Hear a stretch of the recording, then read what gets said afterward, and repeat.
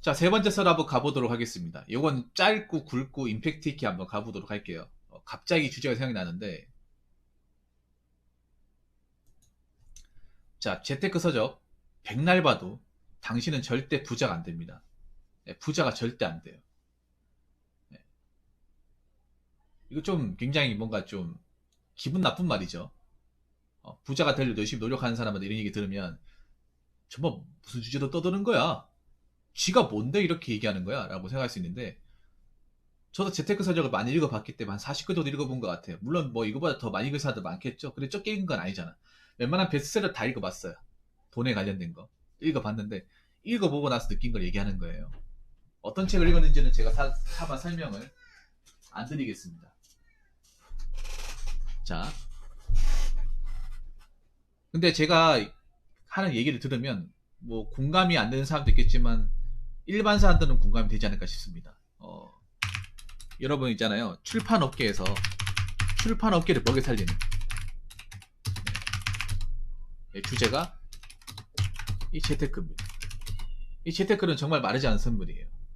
못 믿겠으면 겨우문고 가가지고 그 베스트셀러 랭킹을 보시면 재테크 책이 거의 도배를 하고 있어요. 예. 왜냐? 한국 사람들이 부자가 되고 싶어하는 사람들이 많고 부자를 소망하는 사람들이 많고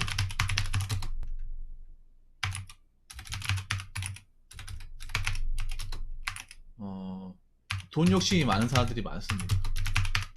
저도 그 사람 중에 한 명. 그러니까 재테크 책을 많이 봤겠죠. 그런데 재테크 책 중에 나쁘다고 뭐 어떤 특정 책이 나쁘다고 얘기하는 게 절대 아니에요. 아닌데 제가 이 주제를 가지고 얘기하고 싶은 거는 재테크 책 나와 있는 대로 백날 따라해도 안 될 겁니다. 안 되는 사람은 안 돼요. 안 돼요. 그 중에 되는 사람도 있겠지만 웬만한 사람은 안 될 겁니다. 그럼 왜 안 되는지부터 제가 설명을 드릴게요.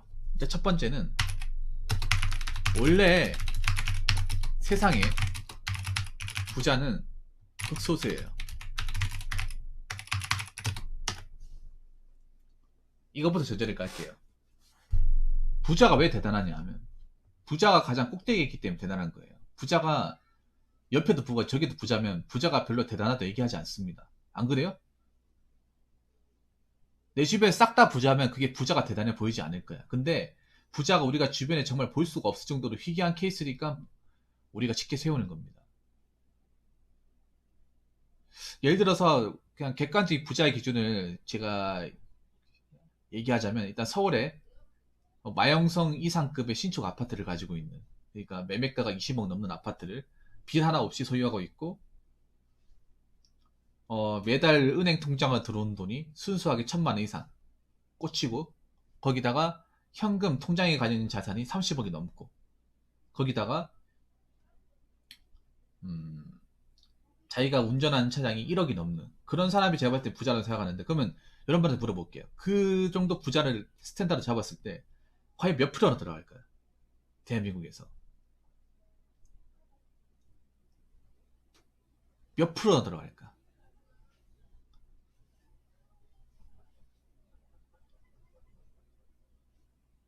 한 0.1% 되지 않겠어요? 0.1%? 1000명 중에 한 명? 1000명 중에 한 명이에요. 이건 시대가 지나도 마찬가지야. 시대가 지나면 부자가 많아지는 게 아니라 더 적을 수도 있는 거야. 부자가 갑자기 확 많아지지 않는 거예요.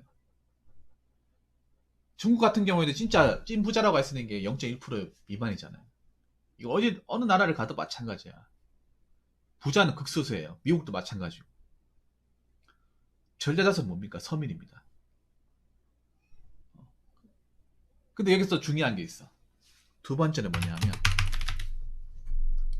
이 책을 사서 보는 대다수의 사람들은 서민입니다. 서민 아까 뭐라고 했죠? 얘기했습니까? 절대 다수. 근데 절대 다수의 사람들 서민이에요. 여러분 아시잖아요. 지금 우리나라의 경제 상황에서 서민이 부자의 어떤 그런 계층을 뛰어넘을 수 있는 방법이 어떻게 있습니까? 막혀 있어요. 막혀 있어. 월급 많은 부자가 된다? 안 돼요. 맞죠? 사업을 통해 부자가 된다? 그거 너무 위험해. 그럼 유일하게 할 수 있는 게 이제 뭐 돈 모아서 아파트를 사가지고 그걸로 이제 시세 차익을 노리는 건데 그것도 지금 막혀 있죠. 현실적으로는 지금 힘들어요. 근데 저거 책을 본다고 달라지겠냐고. 책을 본다고 안 달라져요. 현실 노동의 배려가 없어지지 않는다는 거예요. 안타까운 현실이지만 이 두 가지는 변하지 않는다는 거야. 시대가 아무리 발전해도 100년이 지나든 200년이 지나든 힘들다는 거예요. 여러분 아시겠지만 점점 개천에 욕 나오기 힘들잖아요. 응? 뭐 가난한 학생이 서울대 간다고 해서 부자가 되지 않아요. 좋은 학력은 없는 거하고 부자가 되는 거랑 다른 개념이야. 우리 아버지 세대 때는 이제 학력이 좋으면 돈도 따라오는 시대가 있었어요.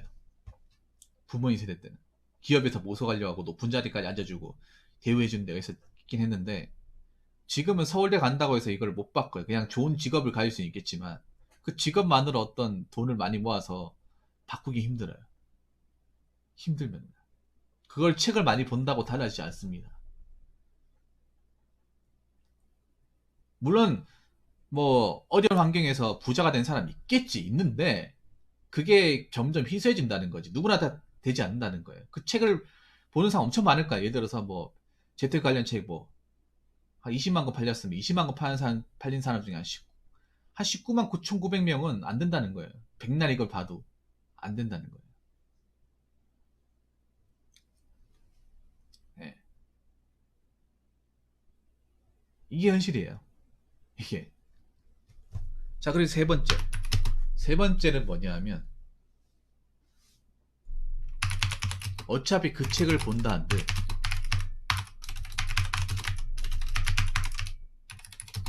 다 실행에 옮길 수 없어.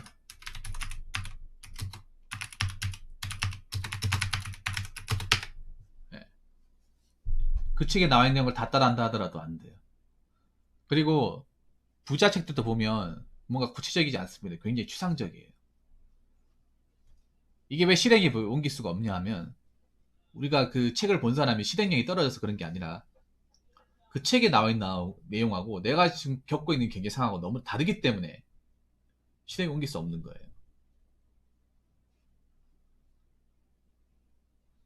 네. 무슨 말인가 하면 그 책에 나와 있는 부자들이 얘기하는 어떤 자기들 경영 방식이나 내 현실하고 너무 다르다는 거예요. 예를 들어서 뭐 그 사람이 뭐 이렇게 저렇게 해도 내가 백수면 실행에 옮길 수 있는 게 단 한 가지도 없어요. 일단 가장 중요한 게 재테크에 중요한 게 일단 경제활동 무조건 해야 되거든요. 근데 백수분들은 경제활동 할 수가 없잖아. 그리고 알바를 하는 사람들도 그게 안 되잖아요. 직업을 가져야 되고 그리고 그, 그 부자들이 얘기하는 게 좀 시대상하고 안 맞아요. 그분들이 보통 부자분들이 나이가 젊은 사람들보다는 나이가 있는 사람들이 많아. 40대 50세. 그럼 그분들이 현재를 가지고 얘기하는 게 아니라 보통 자기의 과거를 가지고 얘기를 해. 과거를. 그분들의 과거라면 그분도 20대잖아. 근데 우리가 20년 전이면 우리는 학생이라는 거지. 꼬마거나. 그분들이 얘기하는 그 시점하고 지금 우리가 얘기하는 시점하고 너무 다르다는 거예요.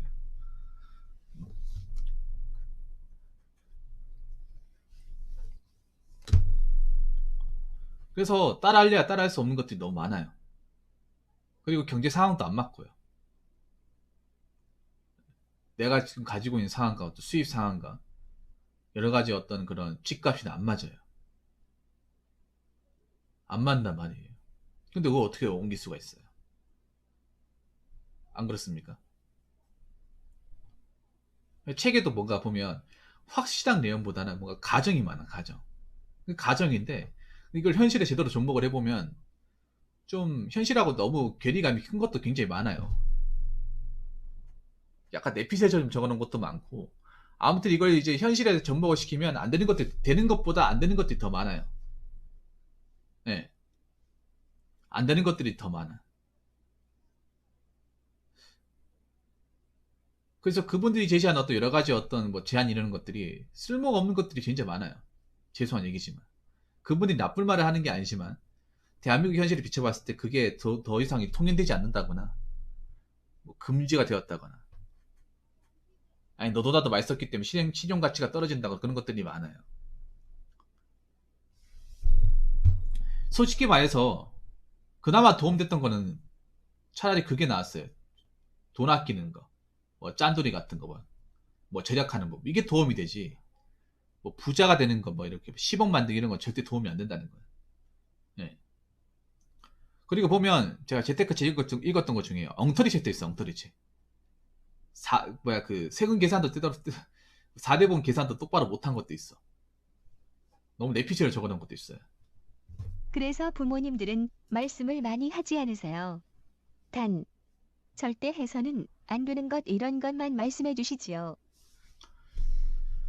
그래서 여러분들 한번 생각해요. 책에 나와 있는 내용 10개다 하면 10개를 다 실행하고 있는 건지. 10개가 아니라 3개만 실행을 해도 많이 실행하는 거예요. 솔직히 말하면 책에 나와 있는 어떤 여러 가지 방법이 10가지라고 하면 하나도 실행하지 못하는 사람이 부지기수라는 거예요. 그 책을 봐도. 그리고 아마 이 말 공감하실 거예요. 네 번째. 대부분의 재테크 서적은 저자의 자기 자랑입니다.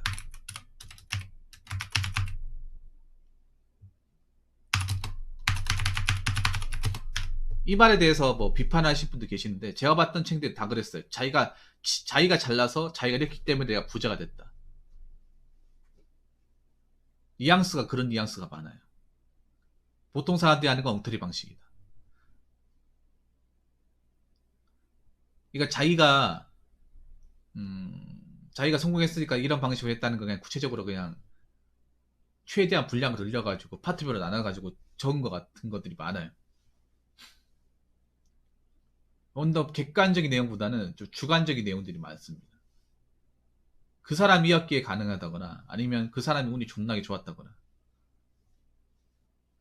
우리는 도저히 따라할 수 없는, 아니면 읽다 보면 뭔가 기분이 나빠지는 책도 있어요. 자뻑이 굉장히 저자는 정말 자뻑이 심한 건가? 하버드 실패라는 걸 겪어본 적이 없는 사람인가? 5. 붕어형. 그런 말 하시는 거 보니까 학업에 관한 책도 보셨겠네.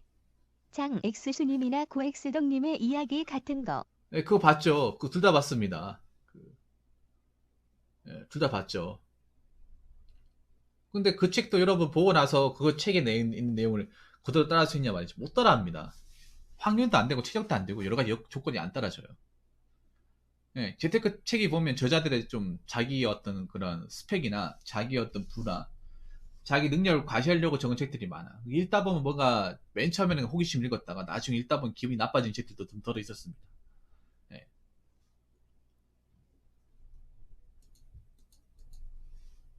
자, 그리고 5번째. 저자가 말하는 내용이나 지금 시대나 접목이 안 되는 게 너무 많아요.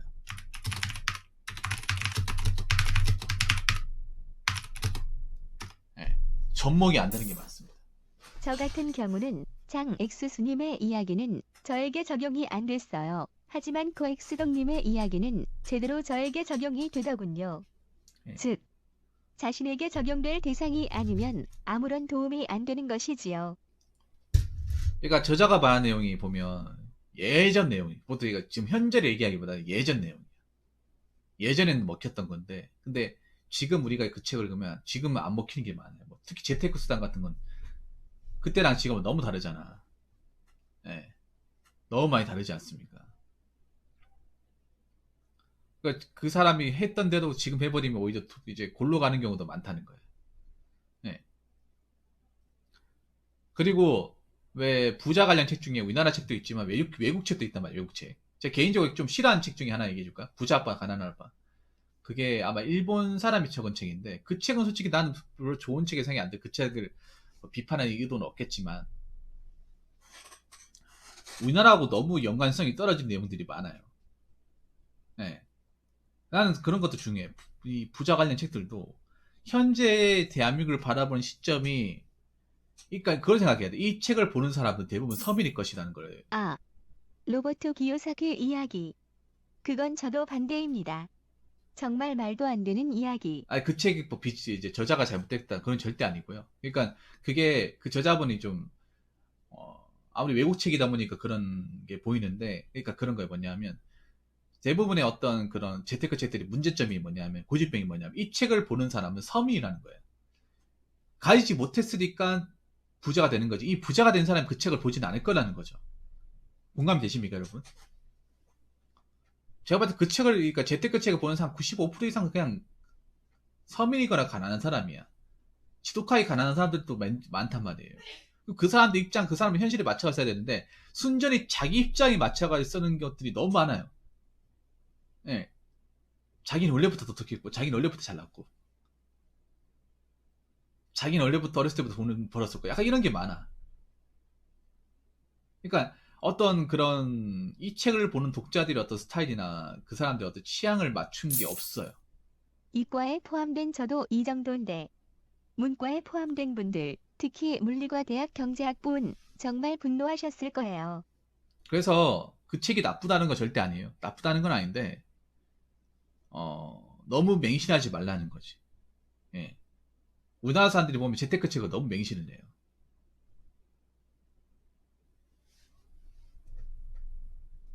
그러니까 대부분의 그 재테크 저자들은 운이 좋았던 사람이야. 자, 여섯 번째 얘기하고 싶은 게, 재테크의 주인공들은 다 운이 좋았습니다. 능력으로 부자가 된 사람은 별로 없어요. 자기가 현실을 꿰뚫어봤기 부자가 된 사람 없고, 사실 운이 좋았습니다. 시기가 잘 맞았고, 한 번 잘 돼가지고 부자가 된 경우도 많고, 아까 부자 아빠 가난 아빠도 그렇고요. 근데 모두가 다 그의 운이 좋지 않다는 거야. 재테크가 운이 굉장히 많은 비중을 차지합니다. 특히 투자 같은 경우에. 그러면 저 운이 좋았다는 얘기는 운이 나쁜 사람도 있었다는 거죠. 저기서 말아먹은 사람도 있었다는 거야. 운이 좋았는 케이스만 뭔가 자기가 잘 돼가지고 그러면 포장을 해서 뭔가 이 글을 적은 것들이 굉장히 많아요. 이 재테크 책들 보면. 근데 역으로 생각해 보세요. 이 책을 보는 대다수의 독자는 과연 운이 좋겠습니까? 나쁘겠습니까? 운이 안 좋으니까 이 책을 보는 거잖아.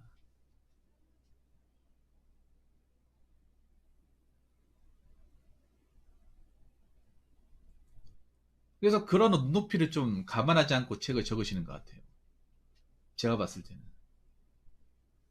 물론 그분들이 그런 걸 일일이 신경 쓸 필요가 있을까라는 생각이 들기도 하겠지만, 아무튼 좀 지금 보면 솔직히 좀 약간 귀신 신하나 까먹은 소리 같이 들립니다. 그 책의 내용들이. 그래서 뭐 재테크 책을 아예 읽지 말라는 건 절대 아니고요. 뭐 책을 만드신 분을 비난하거나 그건 절대 아니고, 그냥 저자를 책을 만드시는 분들이 좀 이 책을 읽으신 분들 대다수가 서민이라는 사실을 알고 돈이 부족한 사람인 거 알고, 좀 그분들의 눈높이나 현실에 맞춰가지고 책을 좀 집필했으면 좋겠습니다. 그런 것들이 좀 안 보였어요, 제가 책을 읽으면서. 그리고 뭐 아무리 그분들이 능력이 좋아서 부자가 됐다 하더라도 지금 시기에서 그렇게 하면 골로 갈 수 있다는 사실도 본인도 아셨으면 좋겠어요. 본인이 겪어왔던 그 시기하고 지금 현재 2021년하고 너무나 다르기 때문에. 그래서 그리고 하나 더 얘기하자면, 여러분 책에 있는 내용을 너무 맹신하지 마십시오. 너무 맹신하지 마요.